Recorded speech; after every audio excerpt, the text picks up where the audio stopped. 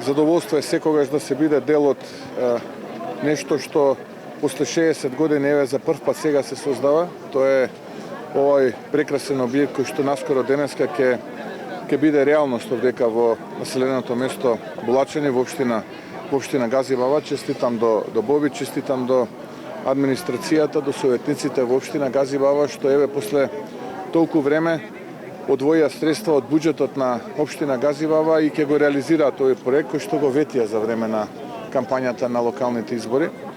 И тоа е добро кога нешто што се ветува и се реализира, затоа што тоа мора да направи разлика помеѓу оваа влада на ДУИ поддржана од помалиот коалиционен партнер СДСМ и градоначалниците на ВМРО ДПМН, кои што и покрај сиот политички терор кој што го трпат од оваа влада на ДУИ поддржана од малцинскиот партнер СДСМ, успеваат со една вредна, храбра, честна, посветена работа да обезбедат средства и да го реализираат ветеното.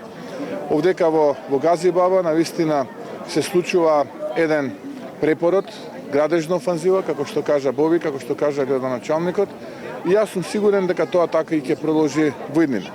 Воедно би сакал да напоменам дека и повторам дека ова го прави општината од сопствени средства, но кога што сум информиран од градоначалникот пред овој настан е тоа што целокупната процедура која што е потребна за издавање на општинска обврзница овдека во општина Газибава оваа недела ќе заврши и општината ќе биде подготвена да ја издаде општинската обврзница и официјално, нормално, доколку го помине последниот филтер, а тоа е формалност владината седница.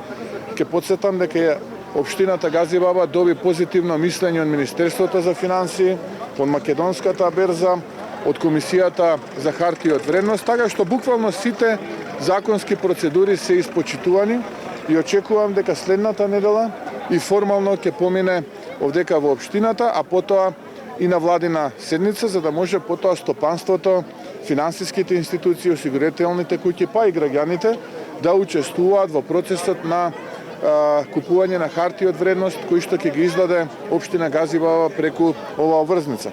А тие средства потоа ќе бидат потрошени за вакви проекти, за проекти кои што значат елементарни услови за живот и ќе можат учениците кои што учат овдека во училиштата и во градинките да имаат навистина пристојни услови со кои што ќе остекнуваат своето образование и ќе се развиваат како навистина добри индивидуи во иднина.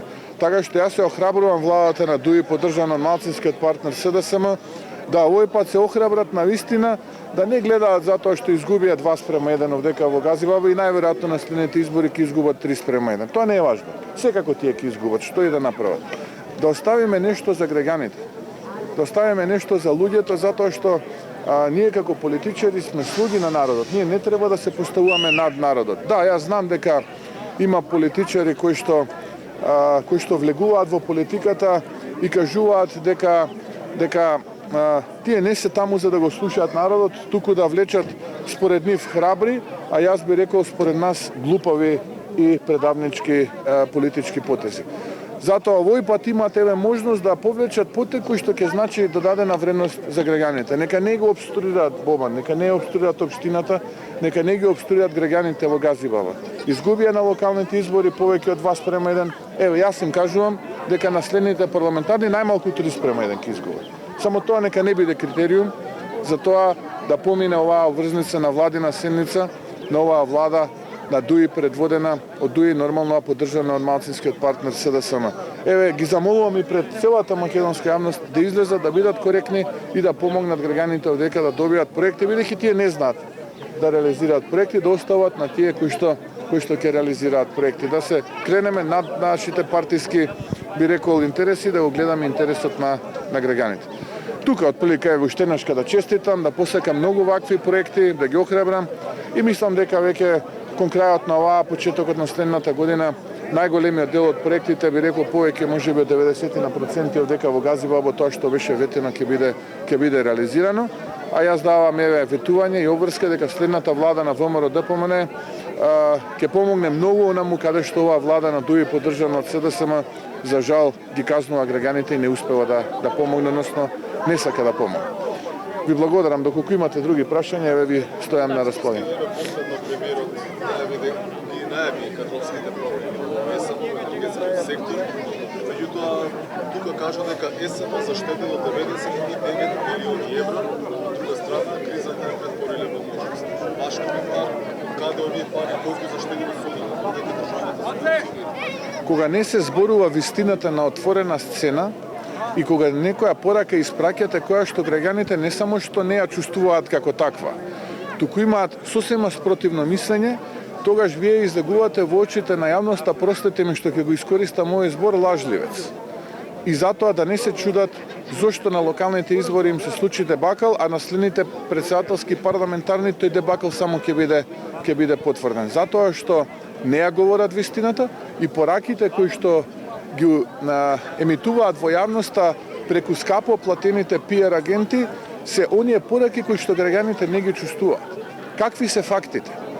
Фактите се дека 2017 година АД-Елем, тогашно, денешно АД-СМ, имаше околу 1,5 милиарда денари депозити во комерцијалните банки во Македонија, значи околу 25 милиона евра и околу 6 милиона евра на сметката на компанијата, при тоа беше исплатена платата и беа подмирени долговите. Само оваа година, нема да ги споменувам загубите во 2020 и во 2021, кои што вкупно изнесуваат околу 40 милиони евра, може да би и повеќе. Само оваа година, 2022, која што е позади нас, граѓаните, не владата, граѓаните, затоа што граѓаните го полнат буџетот, а потоа владата преку буџетот ги троши парите на граѓаните. На АД-СМ, поранешно АД-Елем, му префрли повеќе од 200 милиони евра, мислам дека е дури повеќе од 220 милиони евра ваши пари, народни пари. Повеќе од 220 милиони евра отидоа во договори за 4 очи кај инстант компании кои што увезуваа јаглен, кај компании кои што увезуваа мазут, кои што се исто така инстант појавени на пазарот и нормално тендери во 4 очи за ископ на јаглен и јеловина во рек Битола, за кои што постојат основани сомневања за собственост на хациенди на егејското крајбрежје, а кои што се собственост на високи функционери на СДСМ, тоа се провизиите кои што се исплатени. Тоа се ужасно многу пари. Замислете што ќе се случи низ Македонија кои пари завршеа во проекти. Тие за жал завршеа во приватни џебови. Така што со овие пораки во јавноста можам да констатирам дека политичарите од владата, вклучително и Димитар Ковачевски, од страна на граѓаните се оценети како лажливци.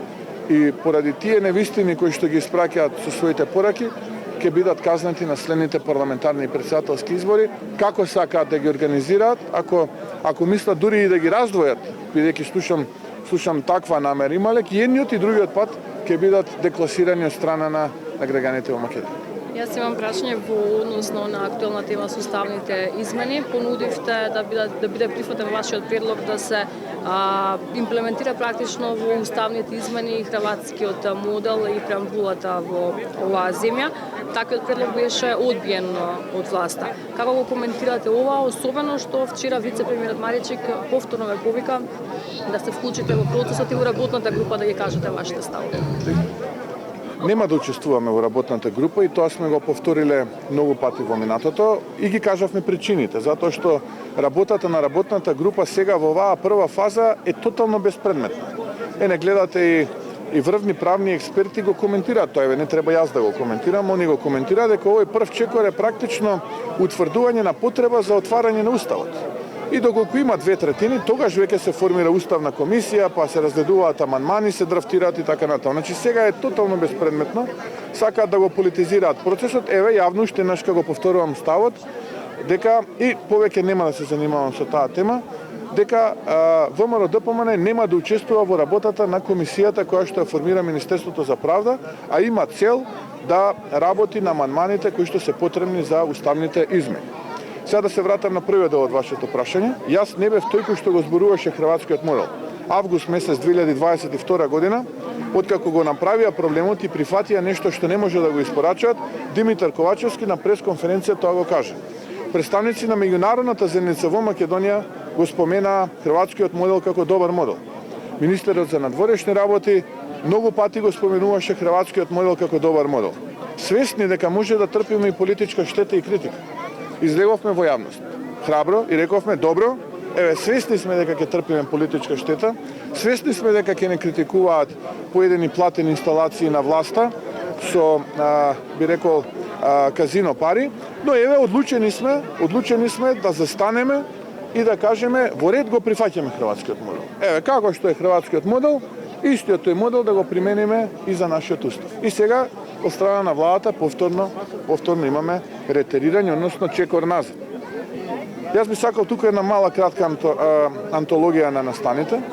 Април 28. 2022 на пресконференција излегувам и велам: тука сме како ВМРО ДПМН, стоиме на располагање, сакаме да помогнеме во преговорите со Бугарија. 4 тима, вториот тим е со таа цел. Бевме одбиени истиот ден. Јули 2022 состанок во клубот на пратеници.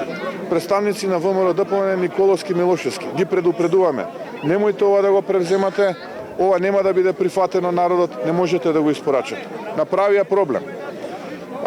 Потоа разговараме и нудиме решение за овој проблем, како треба да се реши, што треба да се направи. Тие излегуваат со план за, условно кажано, поголема зајакната владина коалиција, а гледаме дека од тоа нема ништо. Потоа им велиме: во ред, проблемот е на маса, реалност е, имаме план, додиме на избори, да го представиме сите планот пред граѓаните, па граѓаните нека одлучат кому ќе му дадат поддршката. Повторно бегаат како ѓаволот темјан.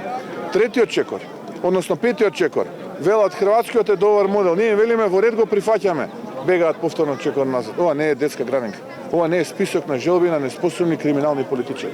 Или сте сериозни, имате план и визија како да ја водите Македонија, ако не, еве, уште малку останете таму, тоа што имате да покрадете, само да знаете дека за тоа ќе одговарате наскоро денеска и бришете таму да не ве гледа нити да ја комплицирате состојбата во која што се наоѓа народот и се наоѓа државата. Нека дојдат луѓе ВМРО ДПМН кој што знае како и кој што знае има визија како понатаму да ја развива Македонија. Јас имам уште едно прашање. Вие неколку пати испрачавте барање за предвремени избори.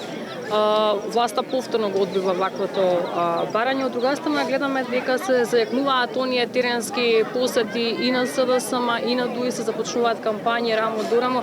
Како го коментирате ова? Дали можеби власта веќе подготвува терен за изборно соочување? Мудроста на народот е најголема. И таа е неприкосновена. Ево, јас ќе искористам еден коментар кој што често пати го читам и го следам на социјалните медиуми.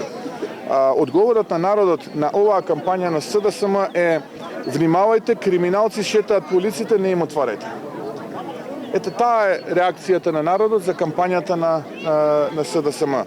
Велат: внимавајте, затворете ги дворовите, заклучете ги вратите, криминалци шетаат по улиците, не им отварајте.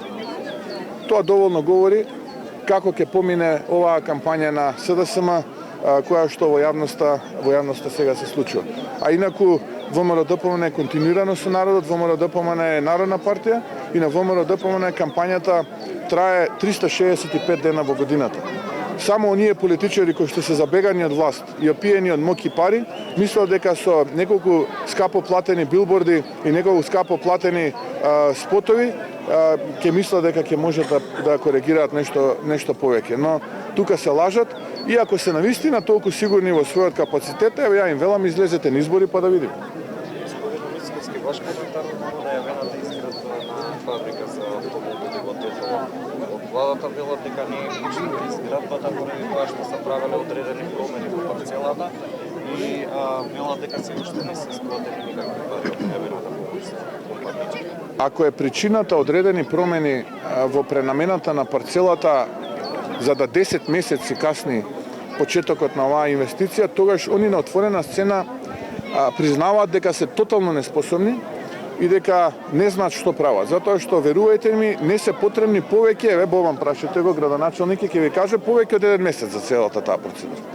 Ако цела влада работи 10 месеци за промена на намената на парцелата каде што треба да се гради оваа фабрика, од тоа зависи извозот стотици милиони евра, нели така го најавува, тогаш навистина вакво признавање на отворено признавање на неспособност не постои. Не постои. Сега, дали се исплатени средства или не се ќе видиме, но еден фенинг како исплатен. еден фенинг. Јас ви ветувам дека од првиот до последниот ќе одговараат. И тоа многу скоро денес. Многу скоро денес. Да. Ви благодарам.